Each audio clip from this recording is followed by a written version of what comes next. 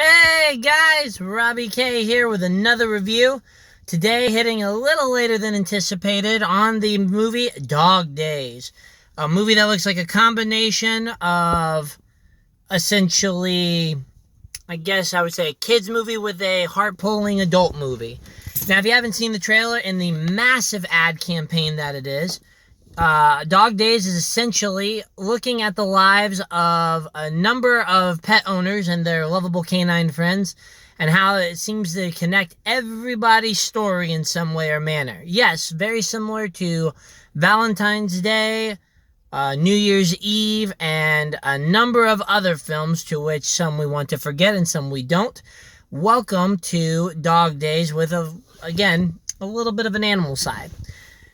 Now, for those of you who haven't seen the trailer, it kind of looks very heartwarming, very cute, very adorable, and perhaps very family-friendly across the board.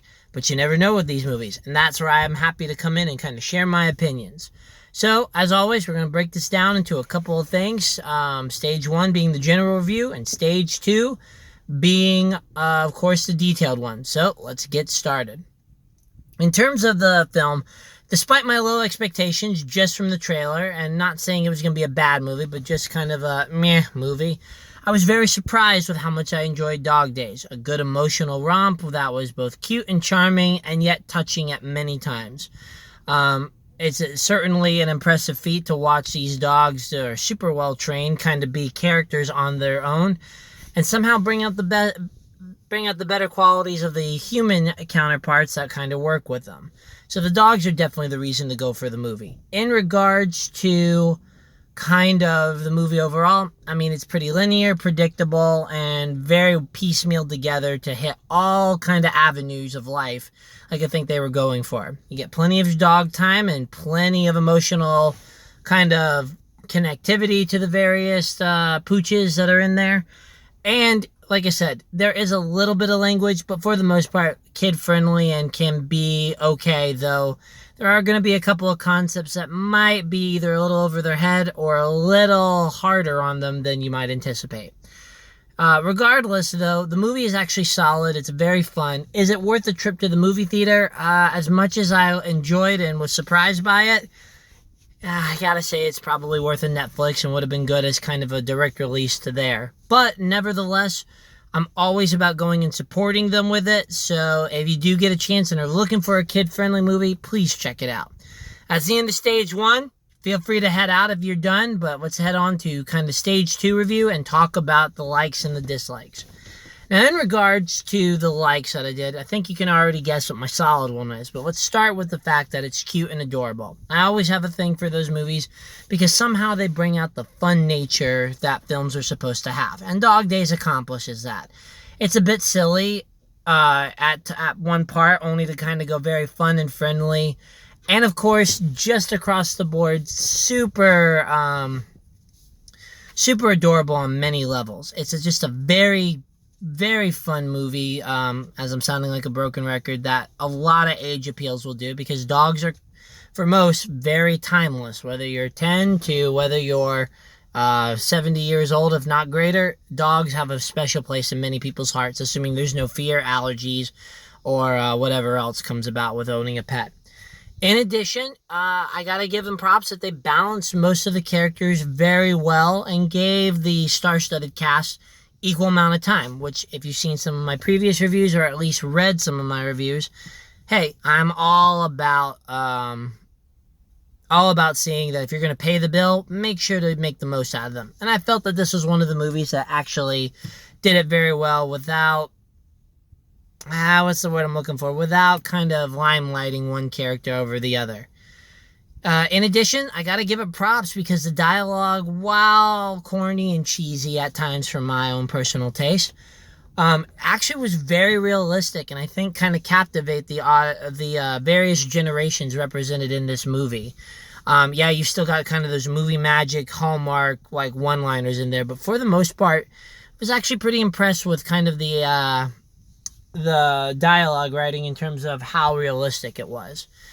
It's a movie that kind of doesn't drag for me too much, so kudos to them for making a very good pace with a movie that could have really been a drag fest So bravo there. Yeah, probably a little longer than it needed to be, but hey, I'll take it because, again, it didn't feel like it was dragging out, which is always a plus for me.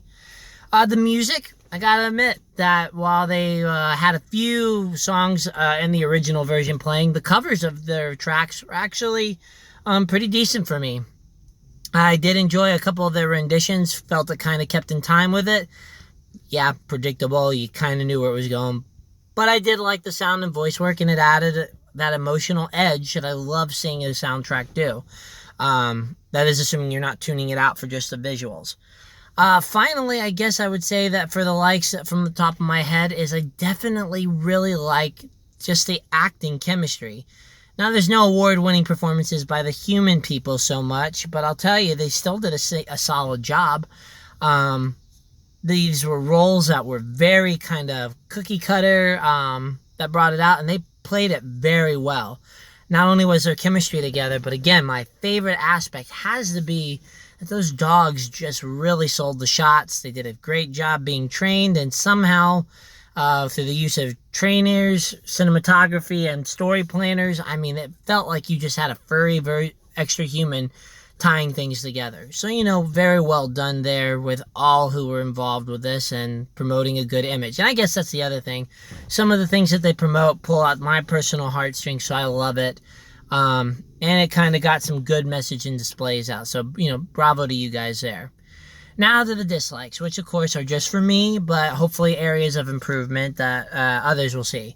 The first thing is the predictability. But hey, in a movie like this, predictability kind of means safety, especially when you're targeting kids. So a lot of people, this is not probably going to bother. But for me, outside of maybe one thing that I predicted, I predicted wrong. The rest was pretty much you could guess it based on 1 + 1 = 2 formula. In regards to it, I can say that the editing could have probably dropped off at about 25 minutes of the film, and we would have gotten probably just as much out. Mainly the silly parts, which are kind of my dislikes, where I guess whoever wrote those parts for me, I felt like they were trying too hard to get a laugh out of our group. A little over the top, and that's kind of where the acting kind of fell down for me. Yeah, it's cute, and certain people with that kind of hallmark flirting humor are going to love it.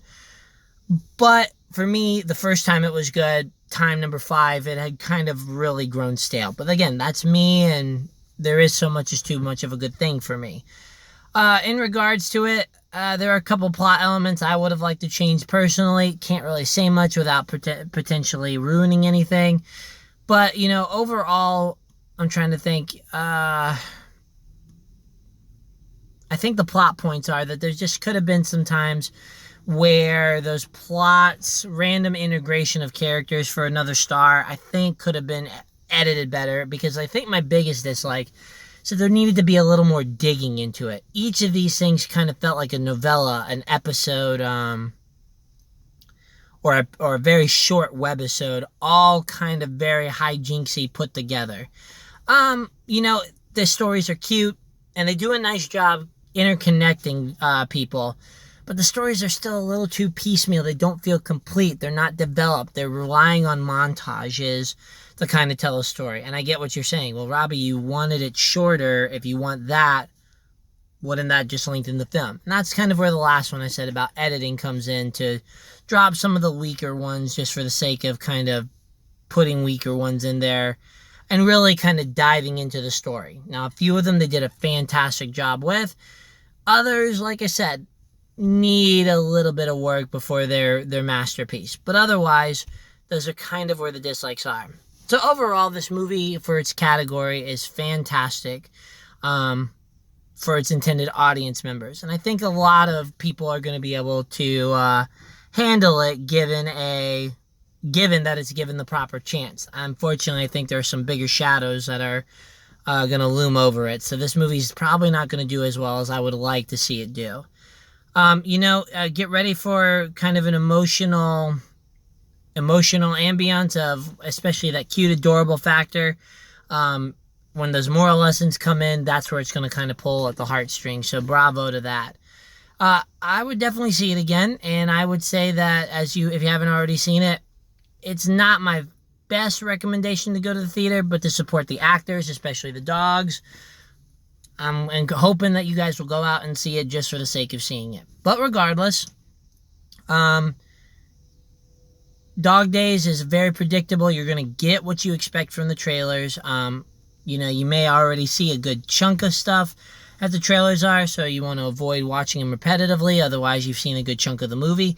But outside of that, very fun, family-friendly adventure that I really hope gets its good day. Otherwise, definitely check it out at Redbox.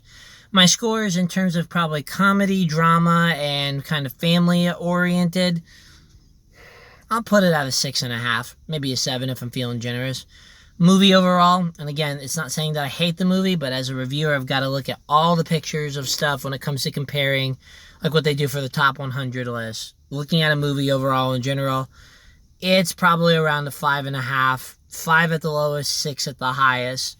That's not saying anything bad about it, just it's one of these movies that probably didn't need to come in the theater. Anyway, Robbie K will be back tomorrow with the Meg review, and then we've got 2 more at the end of this week. But again, I can't do this without you guys giving me feedback, letting me know what I can do better, what you'd like to see, and of course, if you want theme movies, things like that, I'll be happy to put my spin on it. And of course, I don't have the best editing yet, and I haven't even regarded looking into making it kind of a show. That's where my other YouTubers are better at, but I'm working on it. And otherwise, please continue to support the self-reviews, and I'll do my best to make them better. Thanks, guys, and have a good night.